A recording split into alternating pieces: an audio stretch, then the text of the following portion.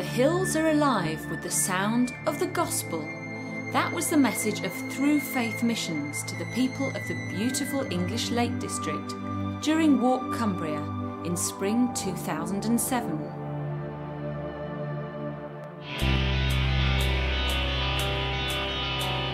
Walk missions are organised by Through Faith missions.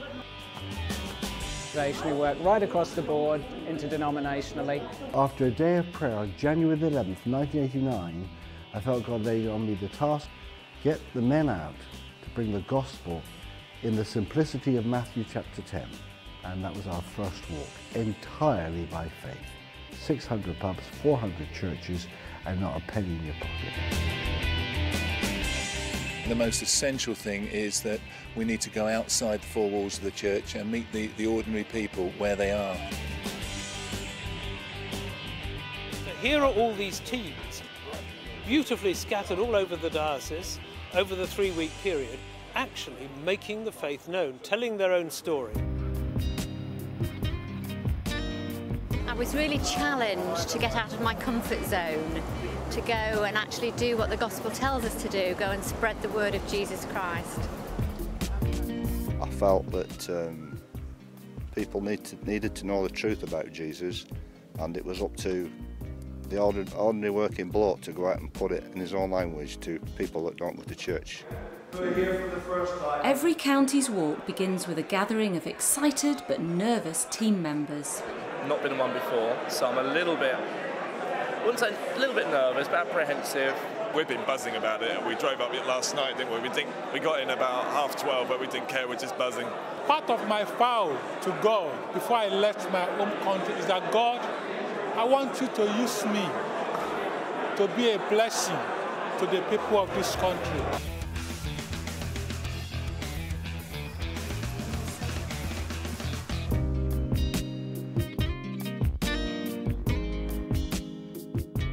Lord Jesus, I want to know you personally. I'm sorry for going my own way instead of your way.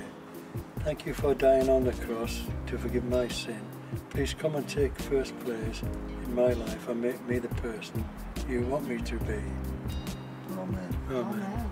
Well, it's really exciting when you go out onto the streets and meet people, and we've just met Eddie, who has made a step of faith to become a Christian.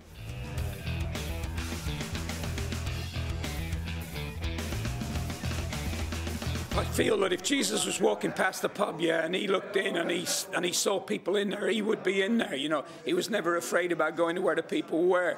And even in situations where people had been in problems and they brought in people to him, he still had a reaction. He didn't shy away, you know. So we shouldn't shy away either. Last night we were in a situation where we were allowed into a pub to sing, and I got in there and the guy said, "Oh, you can do 3 numbers, you know." So I got up there and I did my 3 numbers, and they shouted more. And I said, "You want a gospel song?" And they said, "Yeah." So I went for it. I saw Jesus loves you sprayed across the underpass. We had a 12 till 3 giving away bacon butties to the clubbers. And we had loads we gave away £13 of bacon butties. And they're working till 3 o'clock in the morning. These young men and young women coming in from the drinking parlours, sitting in there talking about God and sobering up.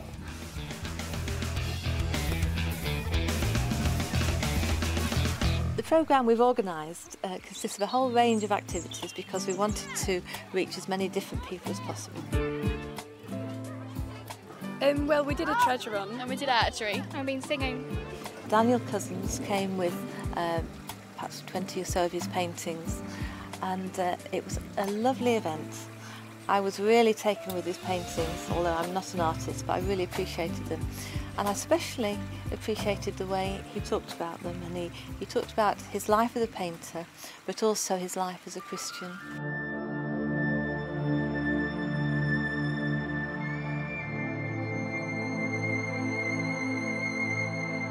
But did all this activity lead anywhere?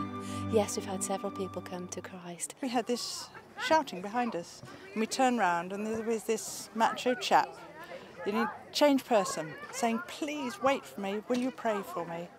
I've seen 14 people give their life to the Lord during one evening at a barn. I felt very humble, very privileged to see God at work. Clearly, it's not only the walkers themselves who value the challenge of a county's walk. There's a tremendous response from the local church, which is even reaching the wider nation. Thank you for these people who've been willing to come from so many different parts of the country. They're actually living here at the chapel. There's 6 of them living on the balcony. Their sense of humour, their life, their love for God is an inspiration to us. Walk Cumbria is the opportunity of a lifetime in many ways. We very seldom do we get opportunities to have outside help for this kind of work. The whole country has to be re-evangelised, and that's true in Cumbria like everywhere else. If your heart is right and you really feel God is in it, it's worth taking risks. So what's your response to what you've seen of TFM's mission work? I think you've got to make this a real issue of prayer. You've got to ask, in what ways do you evangelise? We train people from all over the country, from doctors and solicitors to the unemployed, every walk of life, from every denominational background. Some of our men stutter, some of them are blind, and they come and they can identify with somebody in the corner of a room or giving their own testimony. And if you think you can't do it, just look at this lot here, and we do it. And I could do many more walks. I've got them stacked up now for the next couple of years, and I could do them if we had more volunteers. Jesus said the harvest is plentiful, but the labourers are few. Come, please. It'll change your life. It'll also change somebody else's life. You'll come along, you'll learn so much, you'll work in a team, and it's a tremendous thing for building up your faith. It's what we're called to do, what we should be doing, and it's just a blessing. When you step out in faith for God, there's always a good reason why you shouldn't do it, but not good enough.